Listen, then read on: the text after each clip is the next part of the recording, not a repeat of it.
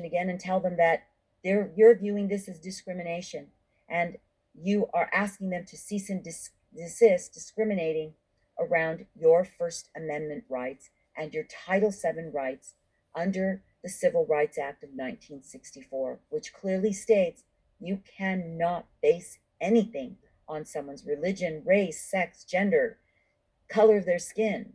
So they are in direct violation. I'm going to allow you to ask the question. I don't know your name. I think it's Avo. I can't tell because there's numbers behind it. Go ahead So, and ask your Christian question. Science.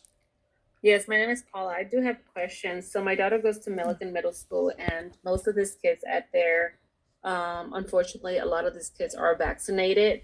And my question is that if I do send that letter out to the school, would my child be like a stand down point for them? What am I going to be seeing? Is she going to be getting harassed at school, or what? Because in this school, for some reason, a lot of the parents already vaccinated their kids, which is ridiculous. There are some, but we don't really talk about it because, middle school is a little different. You don't really talk to the parents. So it's really hard to find parents who are in the same page as with my son in elementary. I think the parents are more united for some reason in elementary or high school Yeah. than middle school, Yeah. sadly.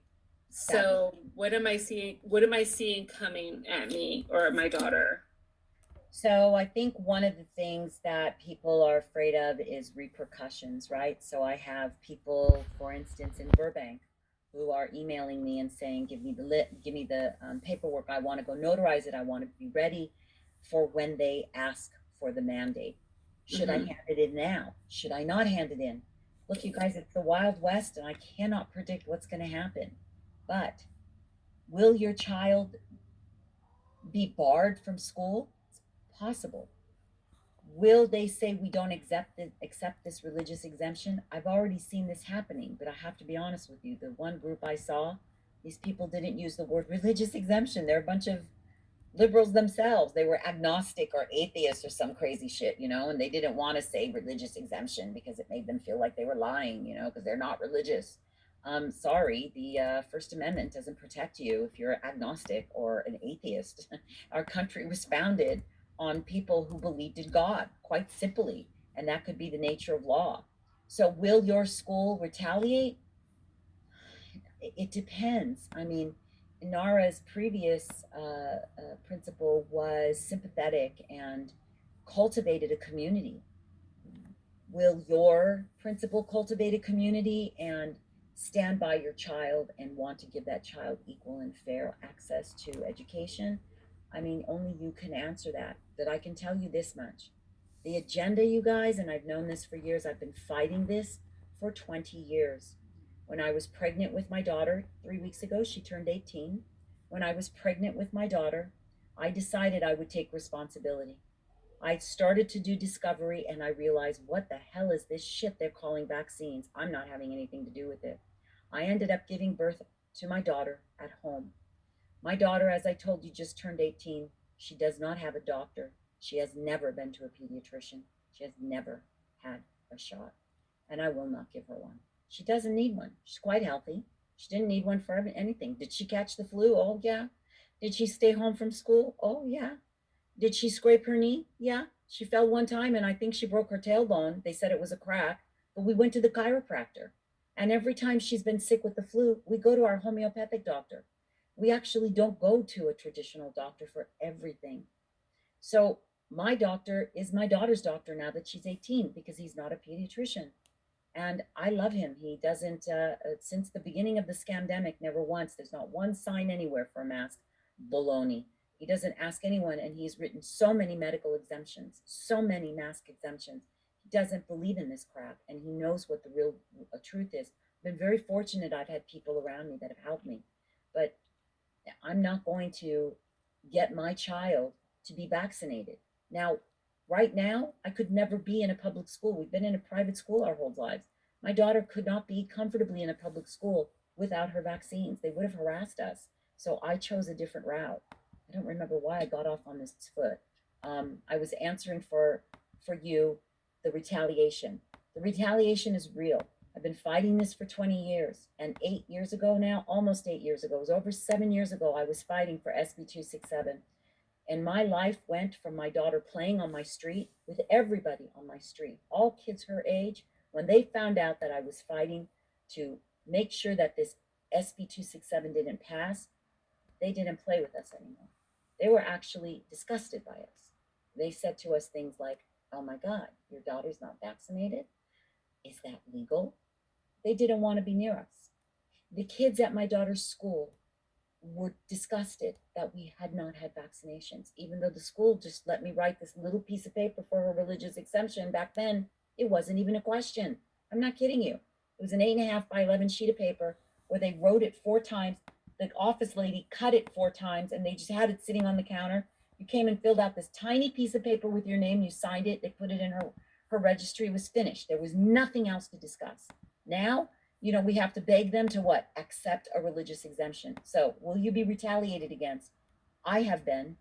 Yes, you might. Will your child be ridiculed? Gosh, I hope they don't tell the public, that being the school, what your child's medical information is. If that happens, they violate FERPA laws. That's a huge violation. So I can tell you that you have two choices. You're either going to vaccinate your kid or you're not. And if you don't vaccinate your kid, it's an unknown road. We don't know what's going to happen. But I'm not going to vaccinate my kids, so I'm going to have to face that unknown and do everything as safely as I can. So I hope that answers it for you. I'm sorry that it isn't a better answer. Yeah, it's okay. Thank you. Next question. I already asked you to unmute, so go ahead.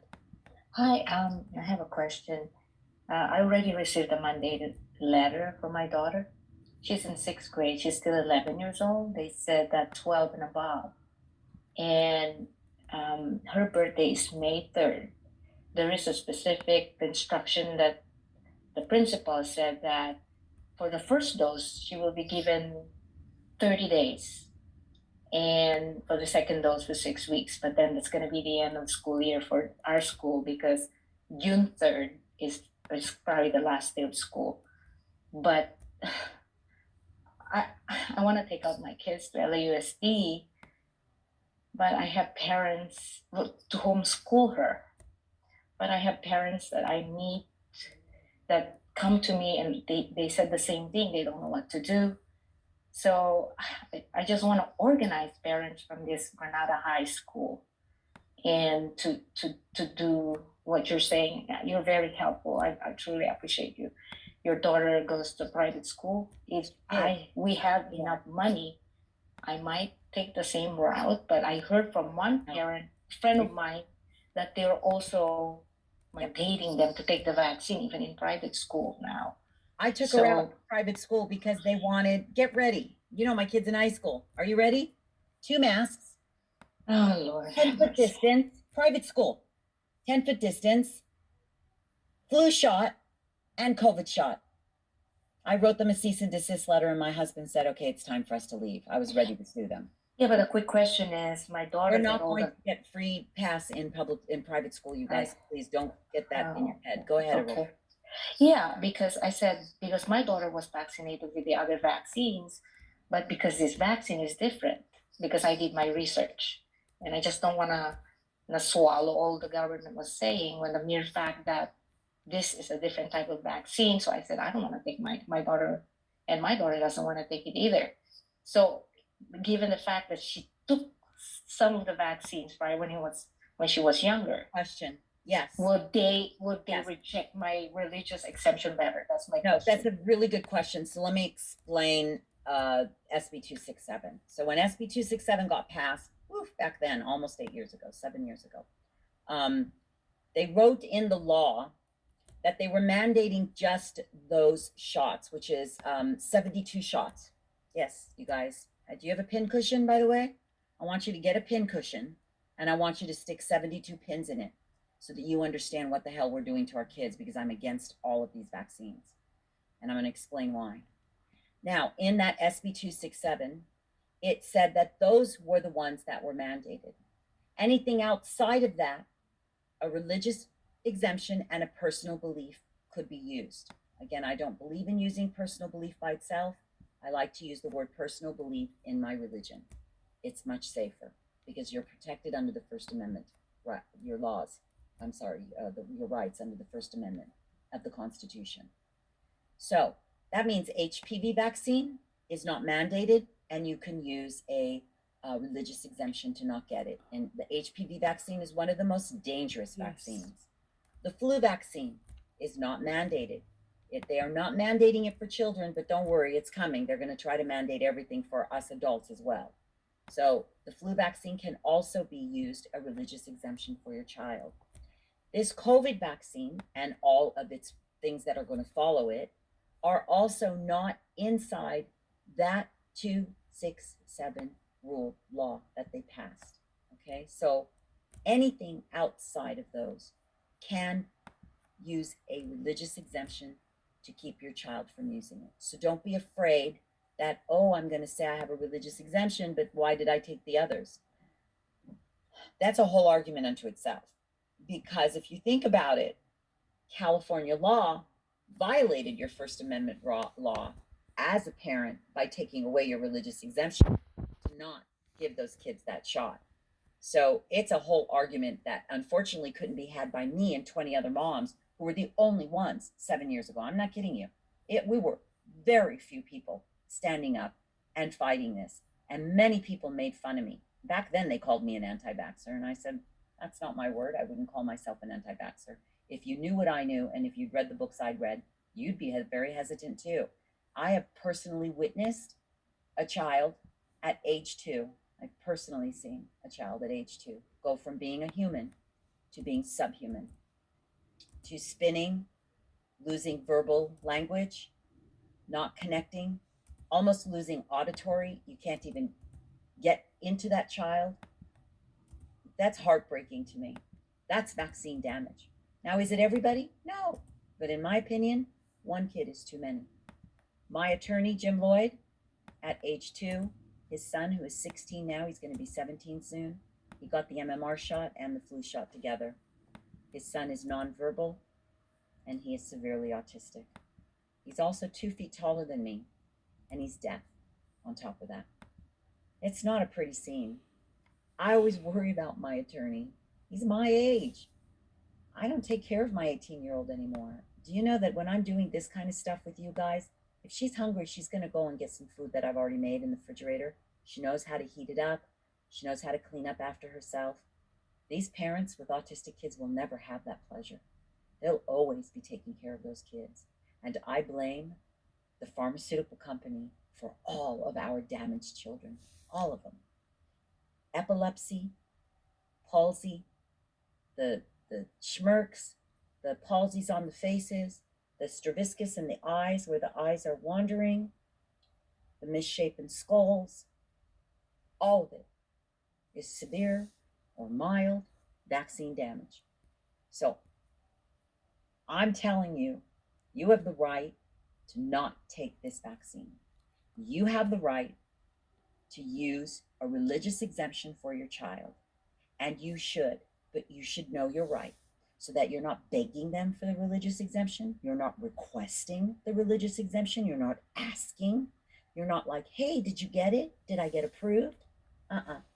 You're invoking your right to your First Amendment rights for your religious accommodation for your family, as is protected under the First Amendment, 42 U.S. Code 2000A, stating that you have the right and must not be discriminated against under the 1964 Civil Rights Act, Title VII. Race, skin color, sex, religion, you cannot. This is tantamount to our principals saying, no more black kids. Well, why? I think the black kids are dirty, so they can't come in. But this is ridiculous. Give us the proof. Where is the proof that the black kids are dirty? If you don't have the proof, then you look like a terrible person. And you're trying to use your position as a principal to enforce a terrible thing onto a group and to a community. That's what they're doing with these mandates, except they just have the rest of the public fooled. So you have the officers like today coming up and saying stupid shit to us like, all right, before we begin, you guys do know about the laws and the mandates. Dude, laws and mandates are not the same thing. And any decree, mandate, policy, rule, law that violates your constitutional rights is null and void. Now, yes, I'm going to have to go prove it in court, but that's why I'm doing this paperwork for free. I know lots of people out there that want to teach people how to do common law paperwork so that you can sue yourself in court. I'm giving this stuff away for free. I'm willing to coach everybody. I'm working with Armine and with Anara, and we're going to try to get as many parents to do this together because just 10 parents is not enough. More parents, the better. And we are not being violent. We are not being inappropriate. We are not saying anything inappropriate to them. You can leave that to me. Today, when we were talking, Nara was there. That guy that we were speaking to, Seth, he was saying that he was feeling threatened by me. I looked at the police officer and I said, I'm threatening him with a lawsuit. And he said, well, it's going to be a civil lawsuit, all right. It's all right. If he feels threatened by it, he should, because we are going to hold him civilly responsible. But we're not going to be threatening. We're not going to use bad language. We're not going to raise our voice. We are going to be parents that are going to lead by example. Is there another question? I hope I answered that for you, Aurora.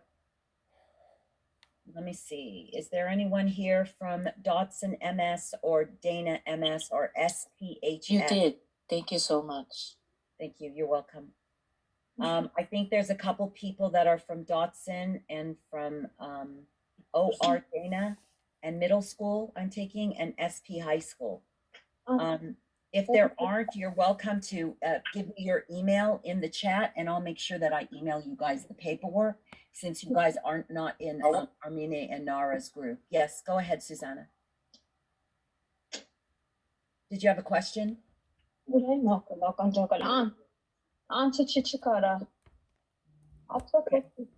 ask you to mute yourself just so.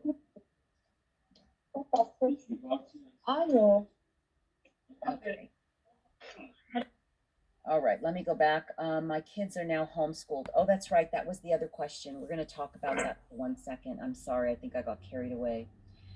Homeschooling. So if you're going to homeschool, you have a couple of options, you guys. And just so you know, today is what, the 13th, correct? So on the 15th is the final day for you to file as a private school in California. It's called a PSA. And there's a website that you go to. If you just Google PSA private school registration with California, you will find the site. It's about 11 pages that you go through, and you have to give yourself a name, and you have to decide if you're going to homeschool your kid yourself, and if you're going to have a program that you're going to buy to use, or if you're going to go to an actual co-op or a group that does the filing for you and puts your child in homeschooling. It's a very daunting task for parents. I'm going to be honest. I tried to homeschool my daughter in 2nd grade. There was a big reason why I wanted to do it, but the schools were not working out for me. I did not like the private schools that we were in. I was very picky, and it didn't go very well. She hated it, literally hated it. But I had to buy a program, which cost me $300. And then I filed as a PSA, which is free to file with the state. And I had to be in charge of all of her paperwork in case the state came knocking at my door. That paperwork must be public. So I had to prove her attendance. I had to prove that where she was in her language book, where she was in her English book. I didn't mind doing all that. She was in 2nd grade. It was easy, but she was miserable. She wanted to be with her friends. She wanted to be in school. And it was so hard to fight that. So I took her back to a different school when she started in the 3rd grade. Now, homeschooling can be easier if you can find a group. Church groups are sometimes the best place to find for homeschooling. But again, at this point, on the 15th is the last day you can file for your PSA for this school year, which means if you are in school, and I don't advocate for anyone to pull their kid out, let these bastards throw your kid out, okay? It's going to be a stronger lawsuit. If you are removed, doesn't matter. You can still go and find some kind of a homeschooling charter. There are a lot of homeschooling charters for you to be able to join. You guys, this has been the largest mass exodus out of school ever in the history of California. I'm positive you can find people. Now, for myself, I've been working extensively in Ventura County, where I've met my attorneys. And there's a church there called Calvary Church, which is God Speaks Church, and they have a homeschooling group of their own. And through them, I was able to refer some people to certain things. But that's Ventura, and we're LA. You guys have to do your own research and see what you can find. There's plenty of places. So don't be impetuous and feel like you have to go and register yourself for homeschooling, and don't operate out of fear. It's not worth it. Okay, so Robert, you sent your email, and I'm guessing, Robert, you sent your email for Nada? It doesn't. I'm sorry, say again? Did you send your email for Nara to have? Are you in Nara's school? Are you at elementary, Satakoy Elementary? No, but I've been on her email, her mailing list, so Okay, she's been did keeping me you? updated. Okay, good. Quick question while I have, what is a good learning option or facility outside of homeschooling that county? I'm closer in the South Bay area, but are there any options that are not going to mandate me for all these things? So, the homeschooling is not mandated. So by law, when they passed the SB 267, it excluded homeschooling. That meant whether it's a charter homeschool, if it's a private homeschool, it doesn't matter. It is exempt from the vaccine. Now, that's not to say that you're in some group and those parents are complete fools and they're like, oh, we have to vaccinate the kids and now the parents can't come in. And a lot of homeschools operate with the parents' volunteerism and the parents' help. So if they were willing to actually shoot themselves in the foot and exclude the parents, that would be you finding a homeschooling group that would give you that information. Now, I will tell you that there You are, know that. right, so there are homeschooling groups that are just online. None of them they just can't force it because, again, the SB 267, when it passed, excluded homeschooling no matter what capacity. Again, that goes back to who is this company you're privately hiring, and are they going to be foolish enough to say to you that we want you to vaccinate your kid when your kid is online? It's not very likely. Today I checked out a school called Laurel Springs School. They're located out of Ohio. They're a private school that doesn't believe in any of this stuff. Their entire basis from K through 12 is online. So they don't provide like a meetup group for your kid. But it can cost you like anywhere from $8,000 to $6,000 to send them to this private school. But it's a great private school. You have children from the industry that are in films and movies that are using this avenue for the private school, and they do everything. You don't have to do anything, so you don't have to stress out. You don't have to follow their homework. You don't have to keep track of the paperwork. You don't have to report to the county or to the state. So there's a lot of options, and I wouldn't use the word Google because I hate Google. I use Brave and DuckDuckGo, and I would look it up on the internet and begin asking people. But I hope that answers your question. Homeschool does not get mandated, and it will not get mandated for this COVID vaccine anymore. Man, we're kind of glitchy. I Others. guess what I'm asking is there an actual, we're having a horrible communication. He can be, It's cutting out, yeah. Maybe if you turn off the camera, sometimes the bits per minute can increase. So I'll just wait for you to come back on. And Avo, did you want to? Oh, there you are. Go ahead, I'm listening. I can't hear you again. Avo, was your email also for? I'm here. Go ahead, Robert. Go ahead. All right, so, okay, thank you so much. I guess I'm asking, is there an actual center close in my area that I could take my son to be schooled that's not going to require mandates? Not going to happen you know, if it's a private school, not going to happen if it's a public school, because even though you're down by another neighborhood that's not LA County, I believe that with LA County causing the mandates, that a lot of schools are going to try to follow. Do I know any homeschools in that area? I do not, Robert, at all. And again, it would be best for you to, if you do know a local church and you know that they're not doing this baloney, that you would maybe hook up with them and try to see if they have any connections, and just start looking into your chat groups and seeing if you can find somebody. It's going to be a little bit of legwork, but it'll be worth it in the end, you guys, because why? Because this mass exodus out of school is who? It's who? It's you and me. It's people like you and me who are like, I don't want to do this crap. I'm not doing this shit to my children. This has got to stop. And we feel so like we have no control and we have no rights, that people are just resorting to what? Leaving. That's what they're resorting to. So, my suggestion, start looking. Thank you, real quick, and Yeah. I want to say to everyone else in the room, like exactly what we said, we got to continue fighting, and it's going to be uncomfortable times. And I pray and hope that all of us stay aboard. So thank you. Me too. Thank you. Nobody should give in. Thank you. They really should not give in. And I'm telling you, these people have played their cards so hard that they're turning off more people than they ever thought they could turn off.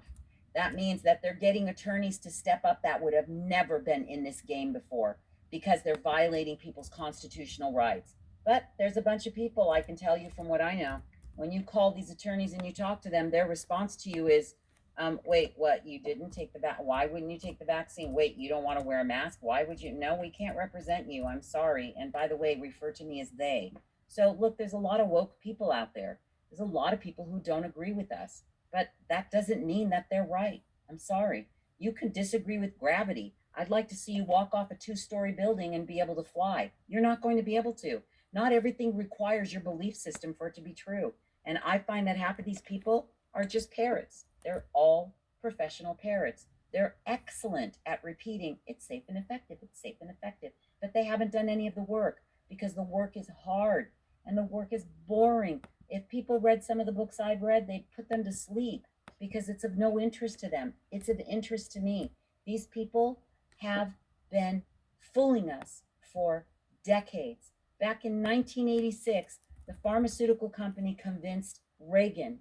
He convinced Reagan to make the pharmaceutical companies indemnified. Indemnified means they are not responsible legally. Can you imagine? Can you imagine if America said everybody in their lifetime has to buy one Ford car, because Ford is as good to America as apple pie is.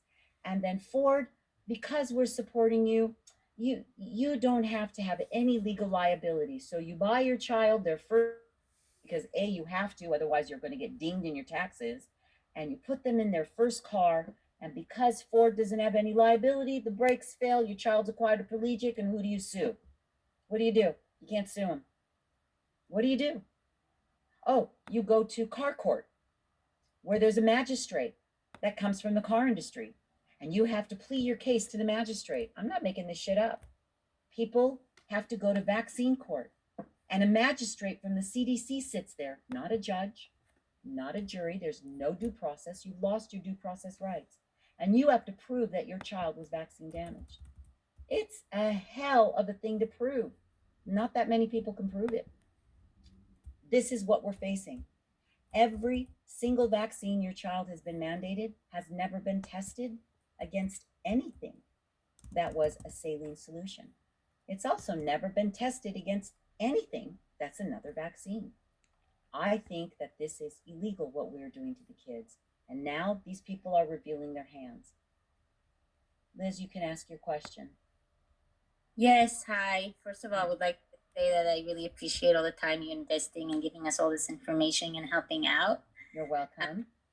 Right, here, I'll put my face on. And I also wanted to ask regarding my son, because he's learning in, it's a charter, independent charter, Lashon at Van Nuys, and they're mandating the vaccine by January 10th, and they already sent an email saying that they will not accept the religious exemption, only medical. So my question is, should I even go down the route and try to get, because I understand that it's illegal. Yes, that's a very good question.